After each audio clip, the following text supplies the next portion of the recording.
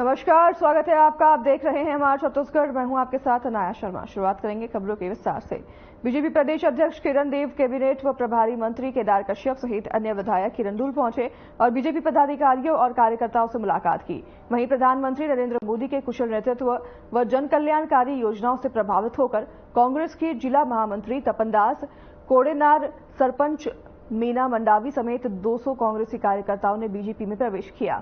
आपको बता दें कि कैबिनेट व प्रभारी मंत्री केदार कश्यप ने कहा कि प्रधानमंत्री नरेंद्र मोदी के नेतृत्व पर भरोसे का मुहर लगाकर और बीजेपी की नीति से प्रभावित होकर जितने भी लोगों ने बीजेपी में प्रवेश किया, सबका स्वागत है। फिर से कमल खिलाकर अब की बार 400 पार के संकल्प के साथ बीजेपी को जिताना है।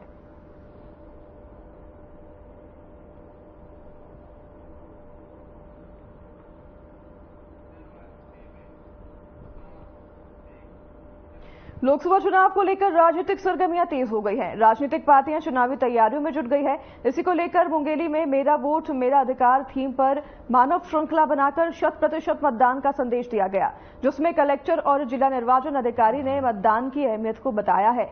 देखिए इस खास रिपोर्ट में।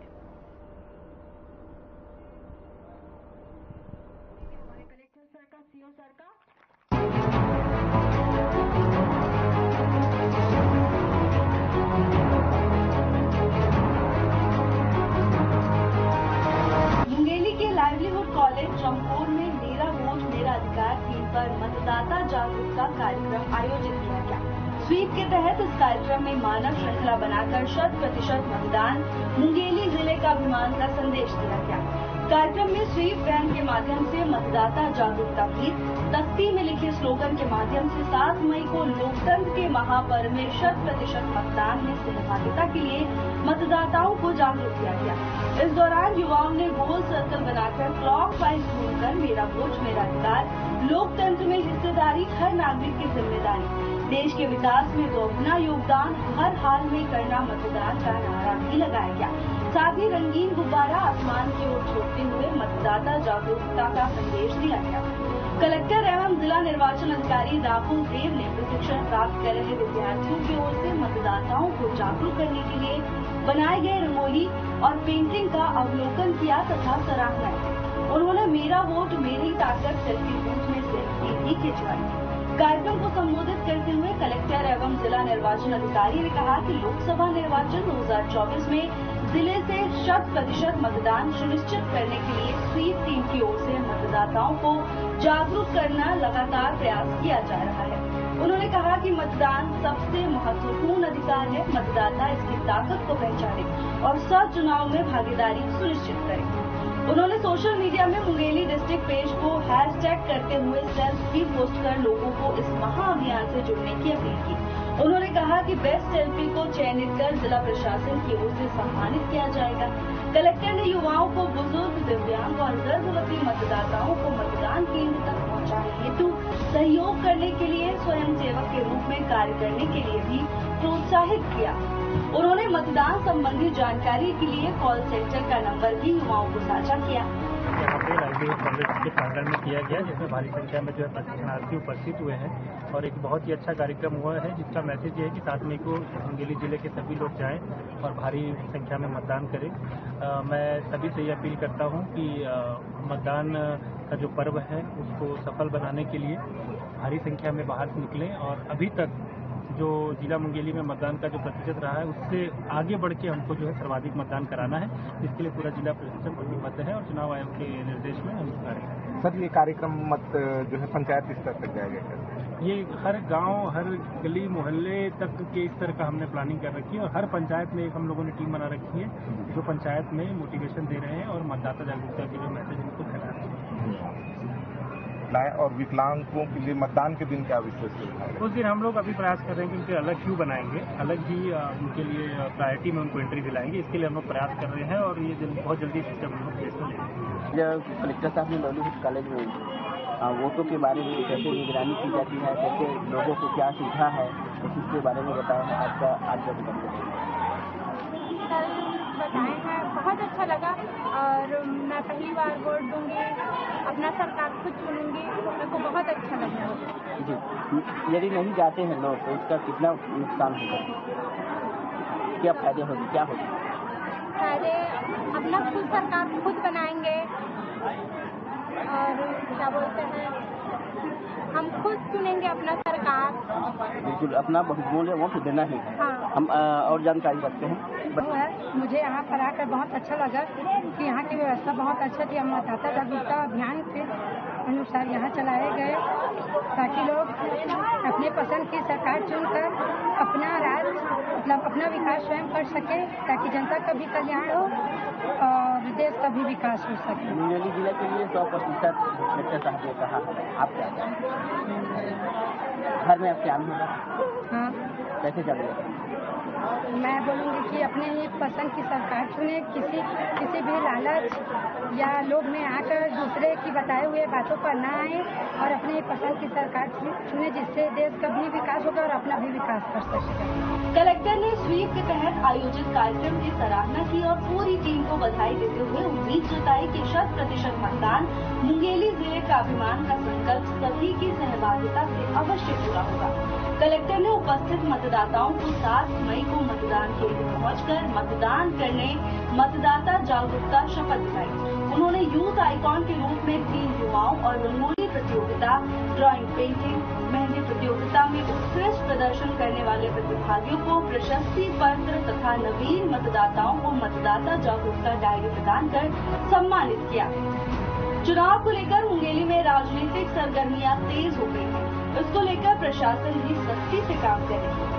चुनाव को मद्देनजर रखते हुए मुंगेली में मेरा वोट मेरा अधिकार थीम पर मतदाता जागरूकता कार्यक्रम आयोजित किया गया और इस कार्यक्रम के तहत आम जन को मतदान के लिए जागरूक किया जा रहा है। Bureau report.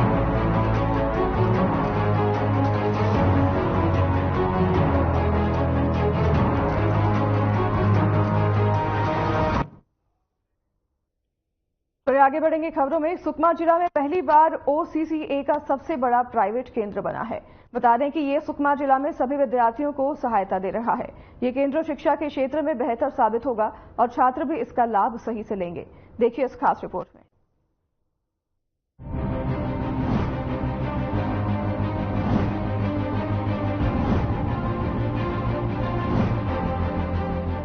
सुकमा जिले में पहली बार OCCA का सबसे बड़ा प्राइवेट केंद्र बना है।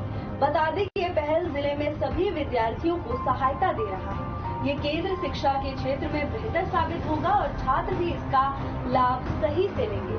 जिले के हर एक व्यक्ति और विद्यार्थी को हर प्रकार से सिखाया जाता है, जैसे कि गेम्स, एनिमेशन बनाने की फीस अलग से दी जाती है।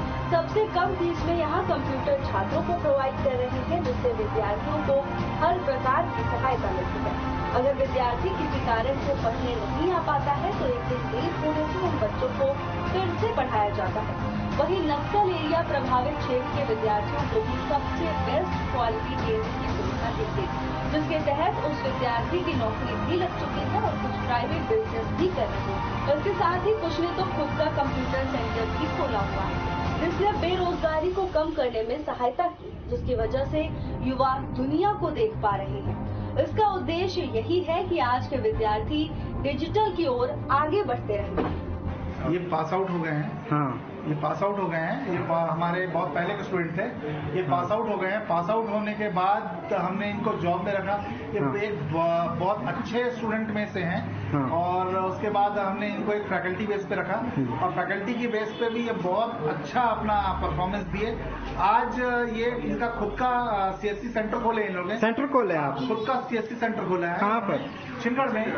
और छिंदड़ के फैकल्टी थे ये। और मुझे प्राउड फील होता है कि महावीर आज अपने पैर में सेपरेटली खड़ा हुआ और खुद का CSC खोला है और ये अपना एक्सपीरियंस बताएगा OCCA के साथ।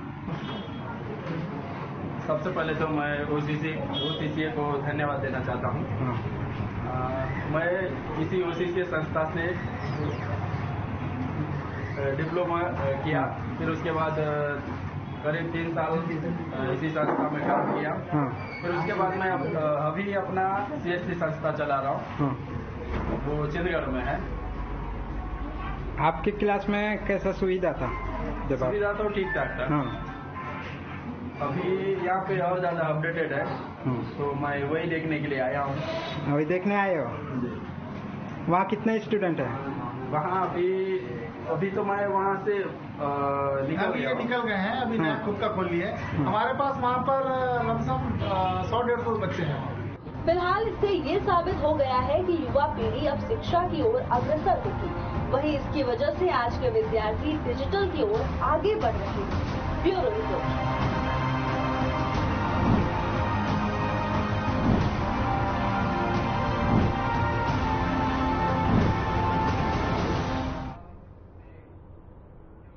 केंद्रीय सामाजिक न्याय राज्य मंत्री रामदास अठावले ने प्रेस कॉन्फ्रेंस की। उन्होंने लोकसभा चुनाव को लेकर प्रेस कॉन्फ्रेंस की, जिसमें उन्होंने कांग्रेस पर निशाना साधते हुए क्या कुछ कहा और कांग्रेस गलत प्रचार कर रही है ये भी उन्होंने कहा। आपको भी सुनाते हैं।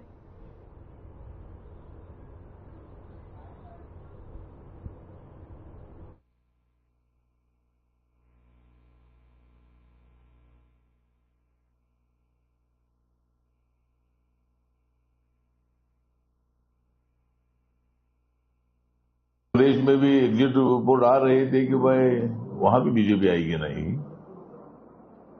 लेकिन छत्तीसगढ़ में 54 सीटें जीतकर 90 सीटों में से 54 सीट जीतकर क्लियर बहुमत छत्तीसगढ़ में मिला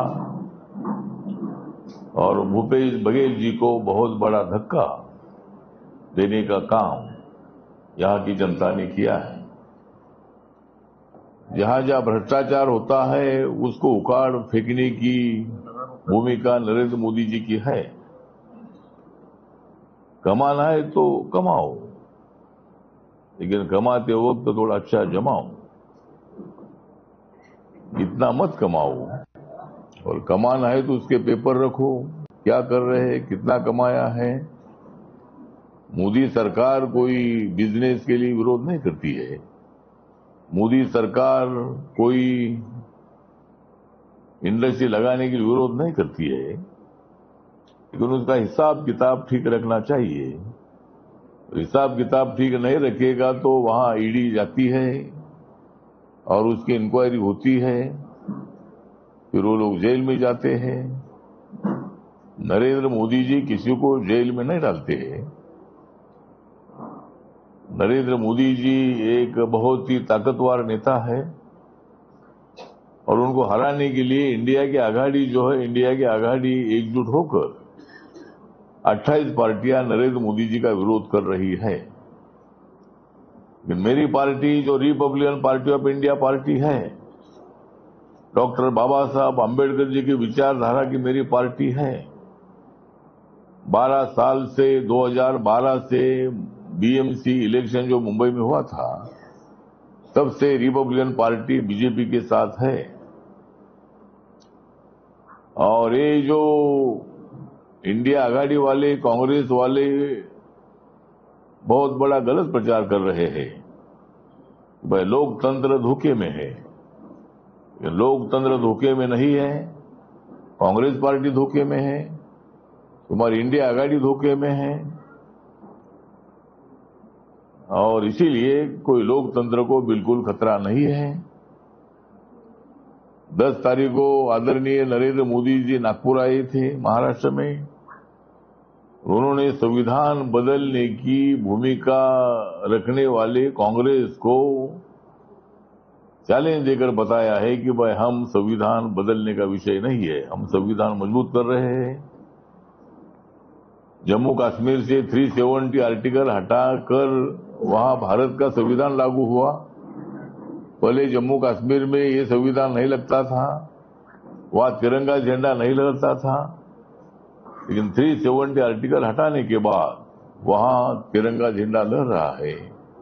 वहां का आतंकवाद 99% से ज्यादा खत्म हो चुका है।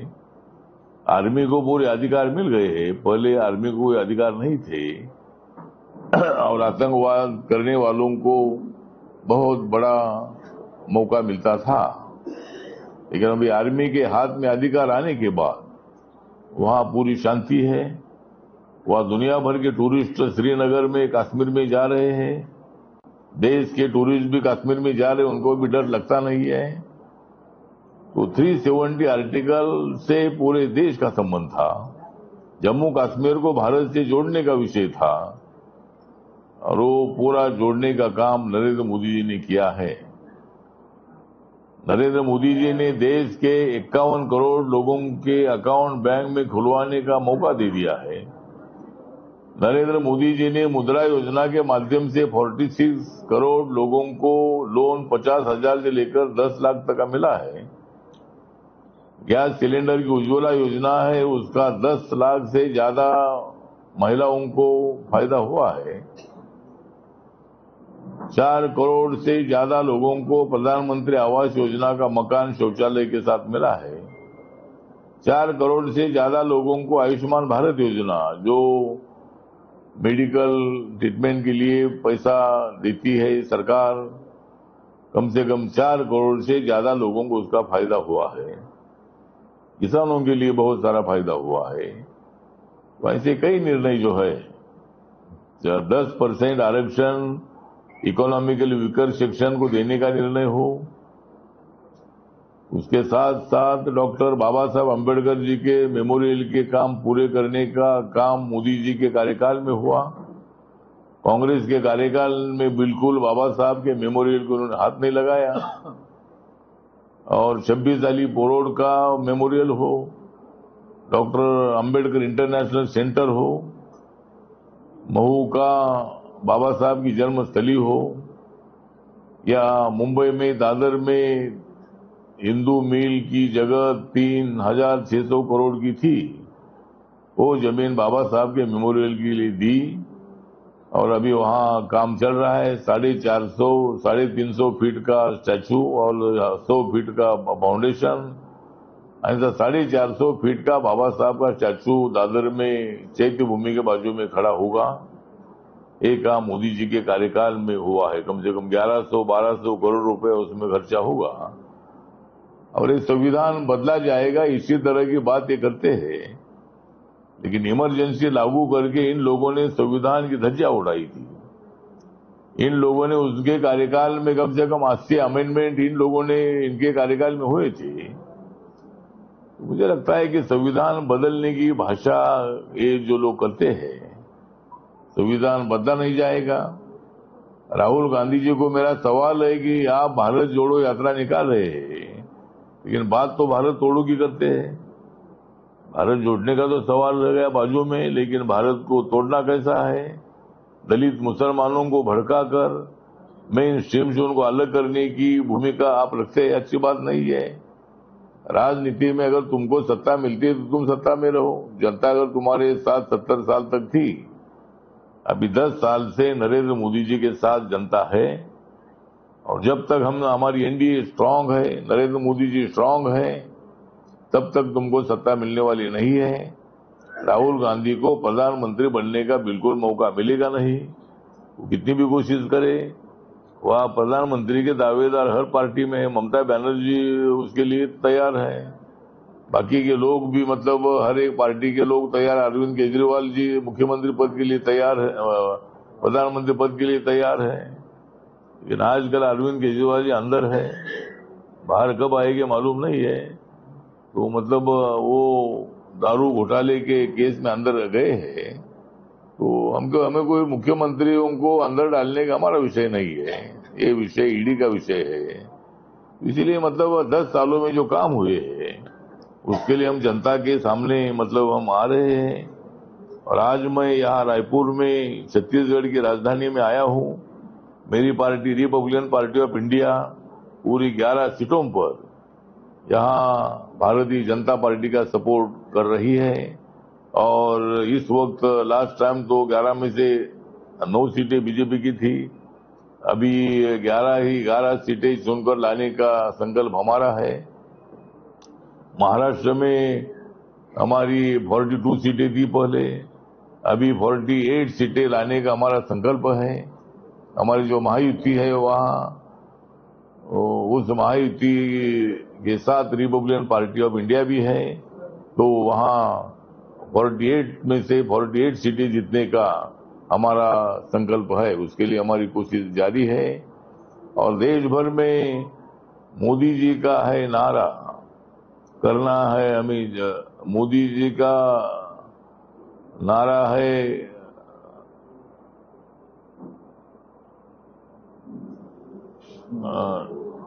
400 सीट करना है पार, 400 सीट हमें करना है पार, और उसमें इंडिया आघाड़ी की होने वाली है हार। गांव गांव की जाग रही है नार, गांव गांव की जाग रही है नार, फिर हम क्यों नहीं करेंगे 400 पार।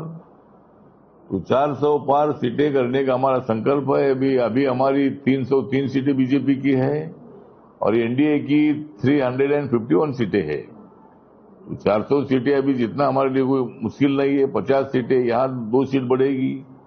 साउथ इंडिया में भी बीजेपी की अच्छी सीटें आंध्रा में आएगी। कर्नाटक में 26 में से 20-22 सीट आने की संभावना है। तेलंगाना में 4 सीटें, उसमें और भी 3-4 सीटें बढ़ने की संभावना है। आंध्रा में सीट हमारी आएगी, अभी एक भी नहीं आंध्रा में। तमिलनाडु में अभी एक भी सीट नहीं है, वहां भी कुछ 7, 8, 10 सीटें चुनकर आ सकती है। पांडिचेरी की सीट भी वहां बीजेपी जीत सकते हैं। मैं पांडिचेरी जाकर आया हूं, मैं कन्याकुमारी जाकर आया हूं, मैं चेन्नई जाकर आया हूं, मैं त्रिवेंद्रम जाकर आया हूं। तो वहां पे मतलब केरला में भी अच्छा वातावरण है।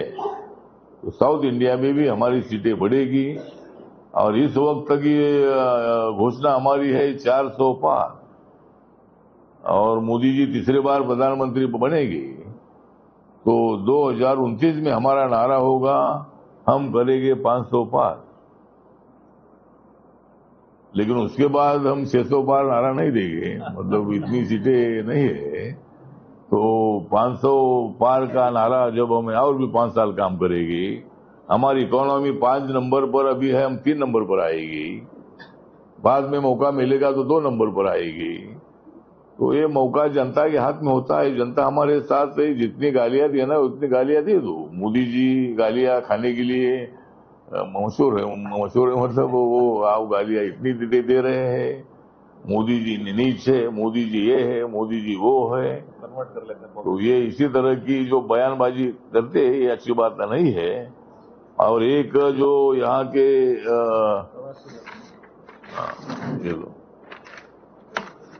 यहाँ के एक कवासी है, कवासी बोलते हैं कि यहाँ कहा गए कवासी है, नहीं बस्तर से, बस्तर के कांग्रेस के उम्मीदवार है कवासी, मतलब इनका नाम है कवासी, लेकिन हम है देश के प्रवासी। मतलब हम तो प्रवासी हैं और ये बोलते हैं कि भाई कवासी जीतेगा और मोदी मरेगा। मतलब ये बात क्या बात होती है, क्या मरेगा?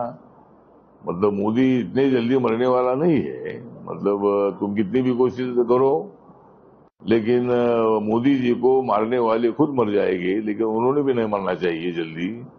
तो इसीलिए हमको अपोजिशन की आवश्यकता है। हमारा विरोध करने वाले लोग हमको चाहिए। तो मेरा कहना है कि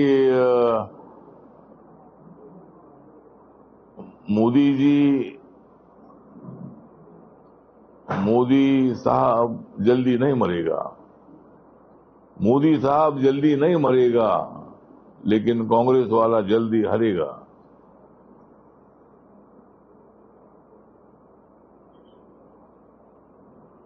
और मोदी जी से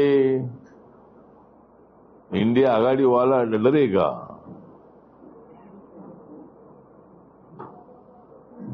और इसीलिए मतलब हमारा कहना है कि इतना है कि, और हमारे मुख्यमंत्री साहब ने यहाँ मतलब बहुत सारे काम भी किए हैं, बहुत सारे निर्णय भी इधर हुए हैं।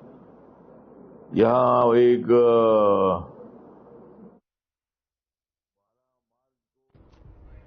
तो फिलहाल इस बुलेटिन में हमारे साथ बस इतना ही। नमस्कार।